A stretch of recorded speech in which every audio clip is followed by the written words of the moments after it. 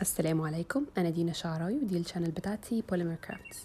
النهارده هنعمل المج اللي عليه البنوته الحلوه دي، وانتوا ممكن تحطوا عليها اي خلفيه انتوا عايزينها. ممكن انا كنت عاملاها في الاول، ممكن اعملها حلاوه العروسه بتاعت عروسه المولد وكده، بس يعني انا اتاخرت شويه في اني انزل المج.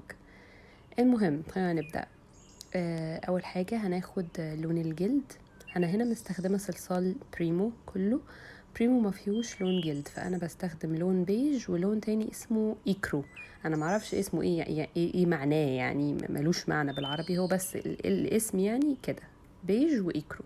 بخلطهم على بعض واحط معاهم شويه ابيض لو انا عايزه افتح اللون شويه. بس انا هنا بعمل الجزء اللي فوق من الجسم،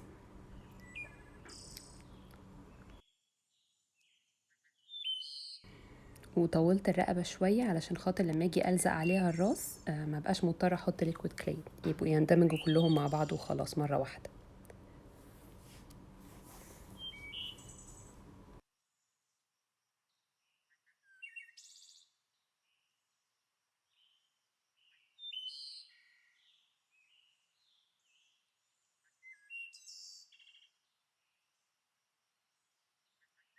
ننحت بقى الجسم ان احنا نقعد نقطع بالكتر بتاعتنا لحد ما نوصل للشكل اللي احنا عايزينه. انا عشان عاملة العروسة صغيرة رفيعة خالص، فعشان كده الجسم زي ما انتوا شايفين كده رفيع قوي يعني. وبعدين هنكمل نقعد بقى من الجناب نعمل بصوابعنا. طبعا يفضل نبقى لابسين جوانتي، بس انا بصراحة مش بيريحني قوي وانا بشتغل، ولا حتى اللي هما اللي بتوع الصوابع بس. فبضطر ان انا اعمل بقى بصوابعي وخلاص، وبعد كده امسح بوايبس فيها كحول.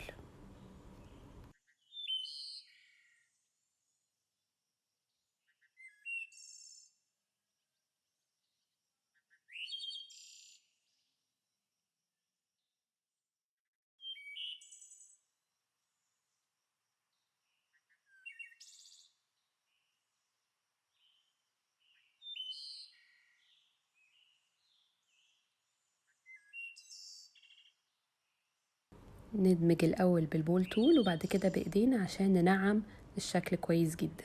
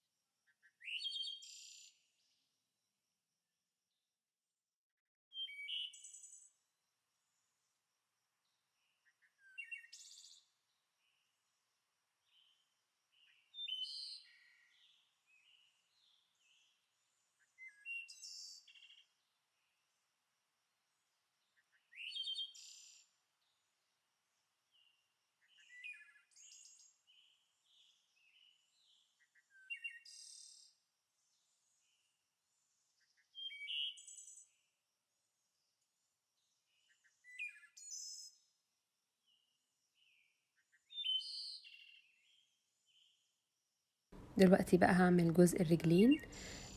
هي المفروض البنوتة واقفة بجنب شوية، مدية جنب.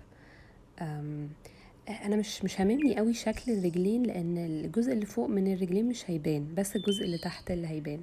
فلو لقيتوه مش مظبوط قوي عادي يعني، الفكرة كلها ان احنا ما نتعبش نفسنا في حاجة احنا مش هنستخدمها في النهاية.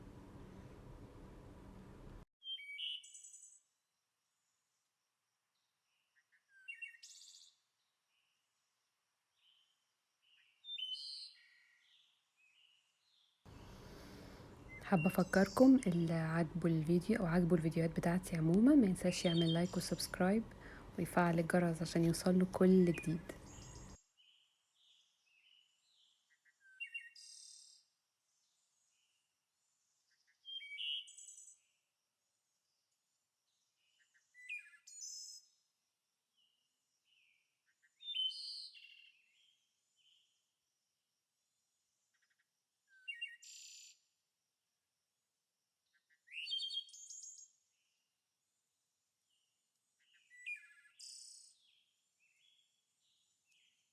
ناخد بقى صلصال، قطعة صلصال لونها ابيض، ونفردها رفيع خالص، وهتبقى هي دي الجزء اللي فوق من الفستان بتاع العروسة.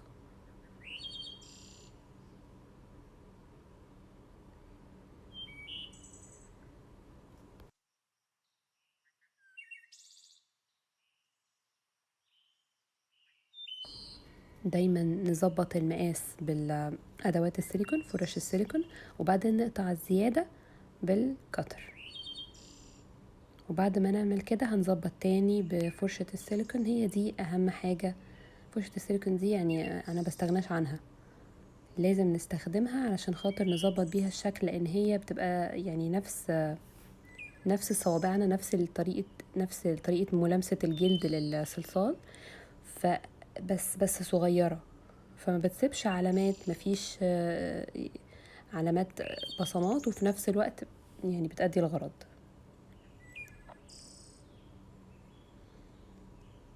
انا هنا بقى هعمل الراس عبارة عن كورة وهنبططها. دايما يا جماعة احنا بنشتغل بألوان فاتحة لازم نتأكد ان ايدينا نظيفة قوي، كل مرة ننضف ايدينا كويس جدا ما بين كل لون ولون، لان الفكرة ان الايدين يعني بيجي عليها اوساخ وخيوط صغيرة بتيجي بعد كده على الصلصال. انا استخدمت لون اخضر ولون ابيض عشان اعمل بيه السكيرت او الجوب بتاعتها. طبعا انا عملت السكيرت دي بس هي ما عجبتنيش، فمسحتها ما حطيتهاش في الفيديو، ورجعت عملتها تاني بعد كده. اللي عملتها التانية دي هي دي اللي عملت لها جزء في الفيديو، هي دي اللي صورتها.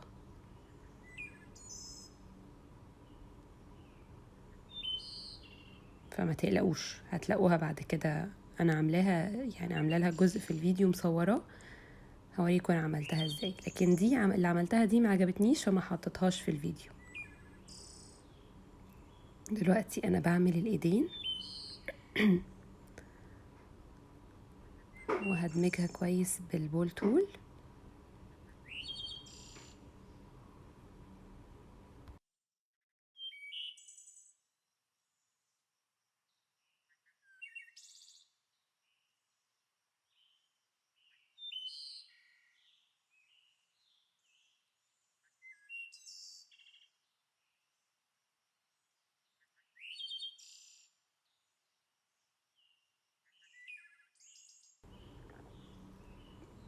ودي حتة من الصلصال شفاف، استخدمت معاه نفس اللون الأخضر بتاع الجوب. بتنيها كده رفيع علشان خاطر دي اللي هتكون ماسكاها في ايدها التانية، يعني كأنها جزء من السكيرت من ورا ملفوف من ورا، وبعدين هي ماسكاه في ايدها.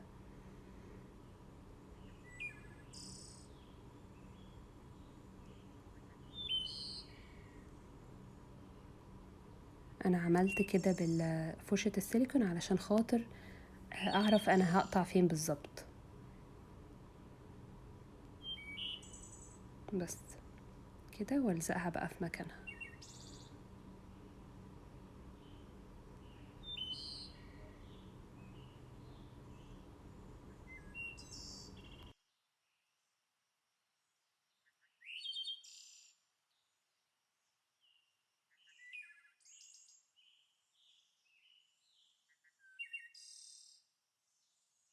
هنلزق بقى الايد التانية كمان.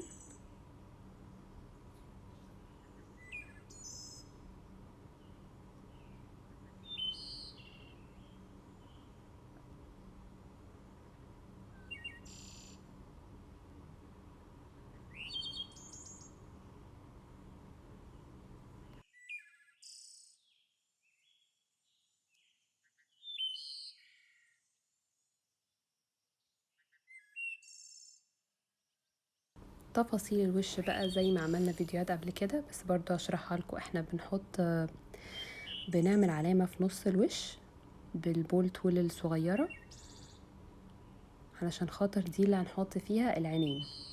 نقعد نظبط كده بصوابعنا عشان ننعمها، ما ينفعش يبقى خط واضح قوي كده. وبعد ما نعمل كده هنستخدم البول تول عشان نعمل المكان الكورة نفسها اللي هنحط فيها العين. مهم قوي ان هما يبقوا قد بعض.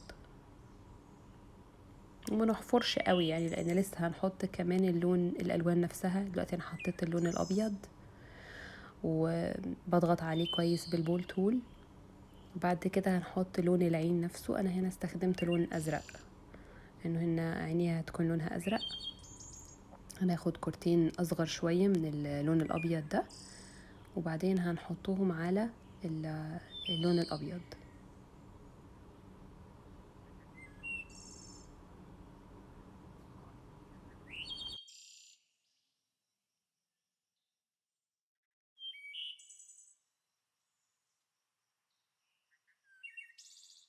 هناخد بقى لون اسود عشان نعمل بيه النني بتاع العين.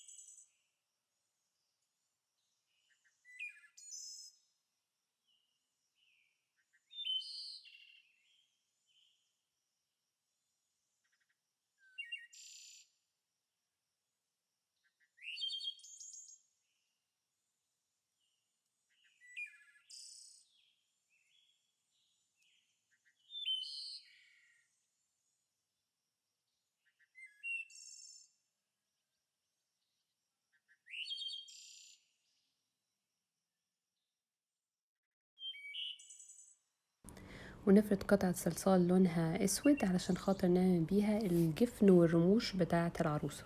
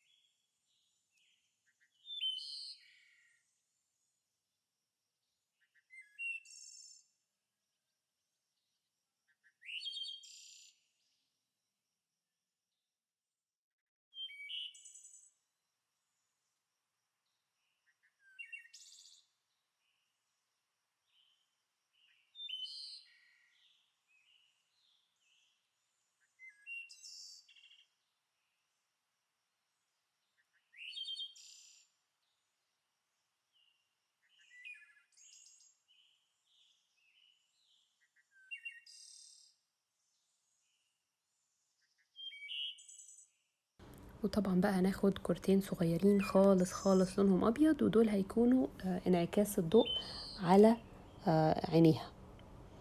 هناخد بقى اللون اللي هنعمل بيه الشعر. انا استخدمت لون بني، وهنستخدم نيدل تول عشان نعمل بيها تأثير الشعر. انا عامله شعرها ويفي. اللي بيتابعوا فيديوهاتي عارفين ان انا بحب الشعر الويفي قوي، بحطه في كل العرايس تقريبا. بس دي الطريقه اللي انا بعملها بيه، بعمله بالطريقه دي.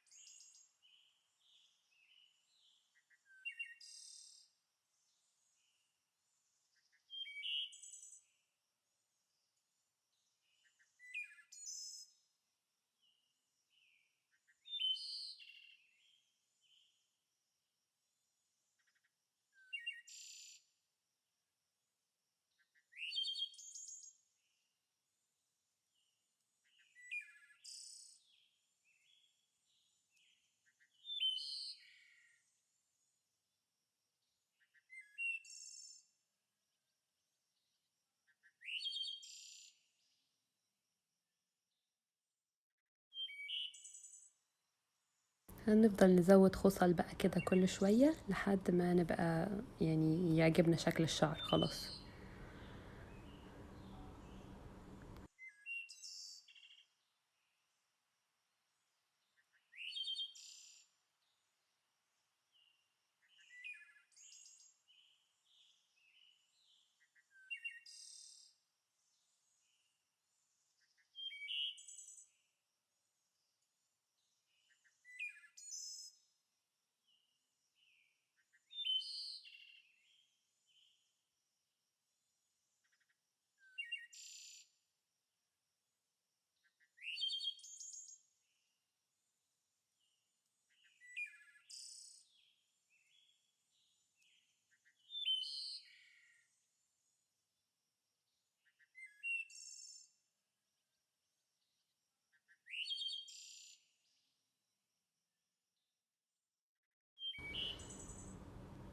لما نيجي نعمل النص التاني نخلي لفة التمويجة بتاعة الشعر الناحية التانية عشان يبقى شكلها واقعي اكتر.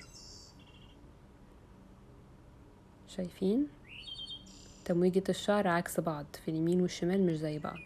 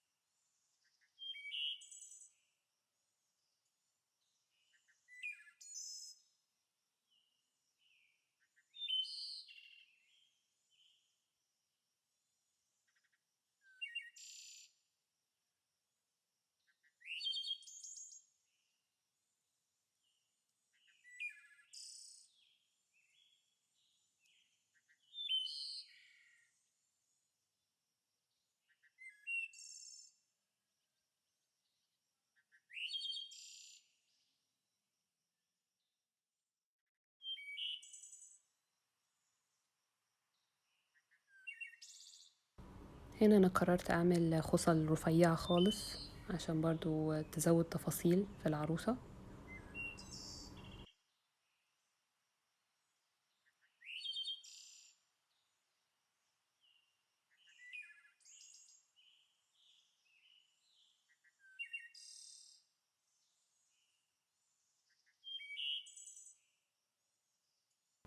بعد كده خدت لون الجلد، حتة قطعة صغيرة خالص هحطها تبقى هي المناخير. المرة دي مناخير بسيطة خالص، ما زودتش وما قعدتش اعمل حاجة معقدة، يعني انا عايزة الوش يبقى بسيط خالص المرة دي. وبعدين هناخد لون روز فاتح وهنعمل بيه البق، وهسيبكم تتفرجوا عليه بيتعمل ازاي.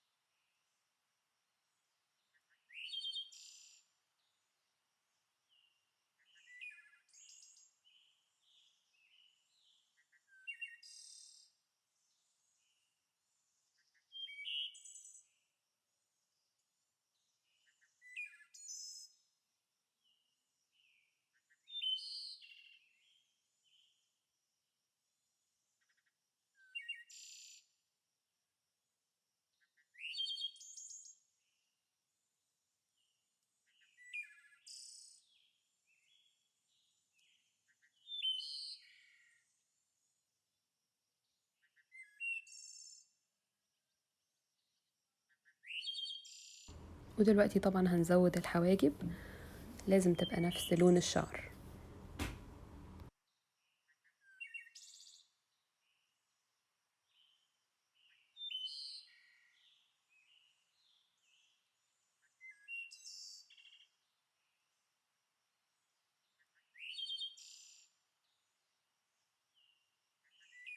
دلوقتي بقى هوريك وانا بعمل السكيرت ازاي. خدت لون ابيض وحطيت معاه لون اخضر وقطعته بالشكل ده بالكتر. معلش لون التصوير عمال يغير علشان خاطر كنت مقربة قوي الموبايل من المج.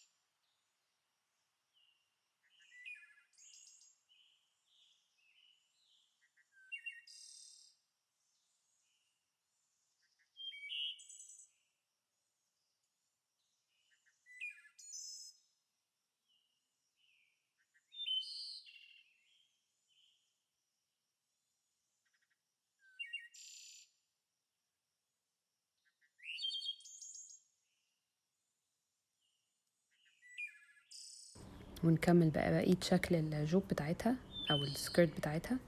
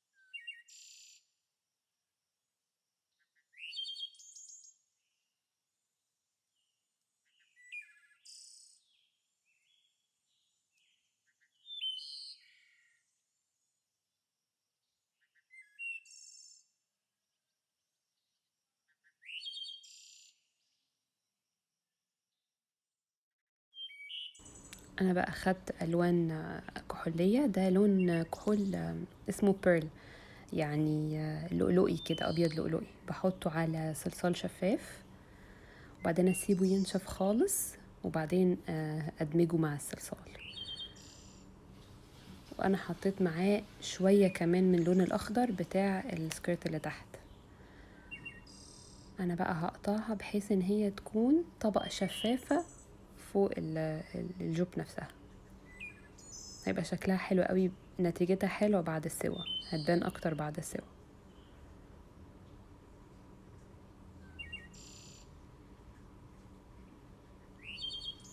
طبعا المفروض الجوب دي بتتعمل يعني لازم قبل ما نحط تفاصيل الايدين والشعر وكده، بس عشان انا كنت عملتها وما عجبتنيش فاضطريت ان انا اشيل الشعر والايدين كده زي ما انتوا شايفين عشان خاطر اعرف احطها تاني.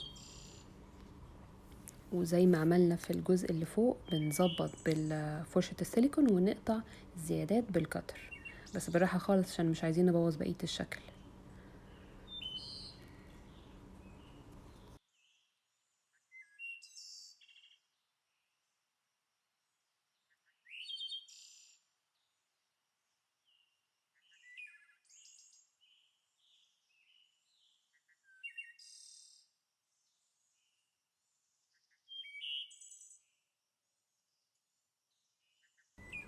حسيت بقى ان انا عايزة احط لها وردة صغيرة،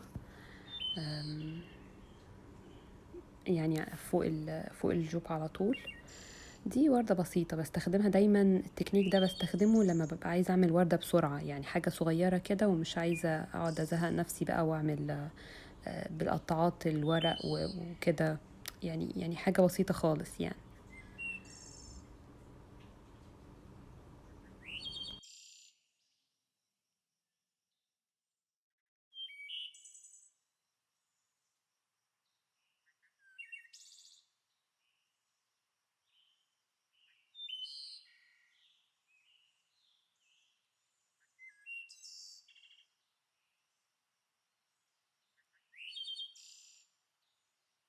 نقطعها بالكتر ونلزقها بقى على السكيرت دي، بس بصلصال سائل طبعا عشان ما نبوظهاش.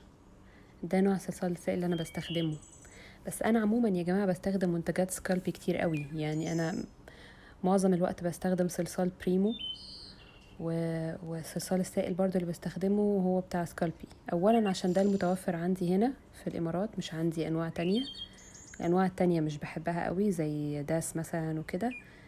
آه وكمان بصراحة يعني ده من افضل انواع الصلصال بالنسبة لي، اللي هو بريمو يعني. هنا بقى انا اخدت لون اخضر بس عشان اعمل بيه زي ورقتين شجر صغيرين حوالين الوردة.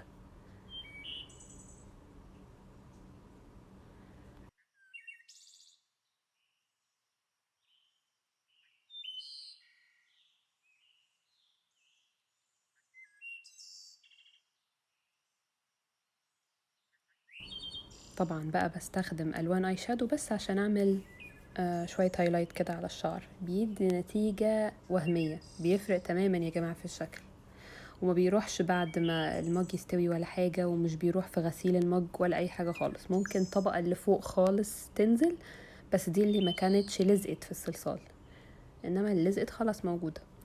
وبعدين احط بقى شوية سترس كده على شعرها لو انا حابة، يعني انا حبيت ان انا ازود كده. الخطوة دي طبعا مش اساسية، كل واحد حر يعني.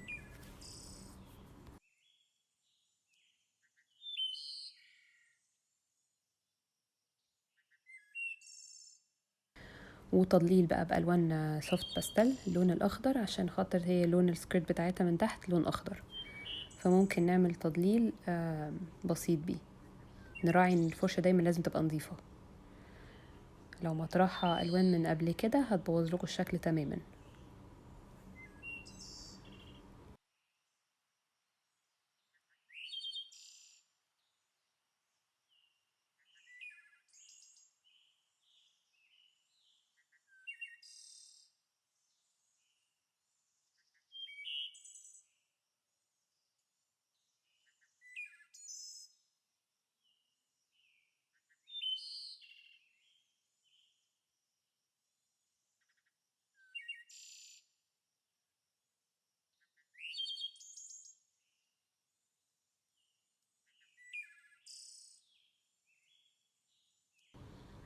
هنا بقى انا حسيت ان انا عايزه اعمل شويه حاجات حواليها كده، فرحت حطيت ايبوكسي مع جليتر فضي، وبعدين حطيته حواليها كده من غير شكل معين. يعني في ناس بقى بتحطها على شكل نجوم وكده، بس انا ما كانش عندي وقت قوي، كان بنتي صحيت على طول في ساعتها وما لحقتش. هنا بقى انا قررت ان انا ممكن اعملها بقى خلفيه، ممكن اعملها على شكل عروسه المولد كده زي ما انتوا شايفين، او ممكن احط حواليها وردات صغيره. هوريكم بس ازاي ممكن نعمل الخلفيه دي بصور عاديه او ورقه، يعني شكل عادي مطبوع على ورقه عاديه خالص. دي طباعه على فكره مش ليزر، دي طباعه عاديه حبر يعني. بفرد قطعة صلصال بيضة، وبعدين احط في الرسمة من ورا صلصال سائل، واحطها على القطعة البيضة واقطع من حواليها بالكتر. وبعد كده احط بقى على الرسمة نفسها او الورقة نفسها برضو صلصال سائل، واقعد افرد فيه بايدي كده زي ما انتوا شايفين من جميع الجهات، ومن الجناب كمان ومن كل حتة، عشان احنا عايزين ده يغلف الورقة تماما وما يجيش المية ما تأثرش فيها. ده كده بعد السوا ده بيكون شكلها. نحط بقى العروسة بتاعتنا كده، يعني ده شكل من الاشكال ممكن احنا نعملها كده. انا عارفه انها جت متاخره شويه، بس يعني والله ما لحقتش خالص ان انا اصور الفيديو ده. بس دي كده اخر حاجه. قولوا لي ايه رايكم، لو عجبكم المج متنسوش تعملوا لايك وسبسكرايب وتفعلوا الجرس عشان يوصلكم كل جديد، وهحط لكم لينك الجروب والبيج بتاعتي. الجروب ده تعليمي، اي حد يعني بيسأل فيه دايما بيلاقي اجوبة. وان شاء الله يا جماعة كل الموجودين عليه فنانات شاطرين جدا، وكلهم دايما على استعداد ان هم يساعدوا بعض. وبس كده، لو عندكم اي اسئلة او عندكم اي حاجة ممكن تقولوها لي تحت في الكومنتس. وقولوا لي ايه رأيكم، عروسة مولد احلى ولا من غير عروسة مولد احلى؟ وايه رأيكم في السكيرت الشفافة دي؟ انا عن نفسي عجبتني جدا. خلاص كده احنا خلصنا، مش هطول عليكم. ميرسي، باي باي.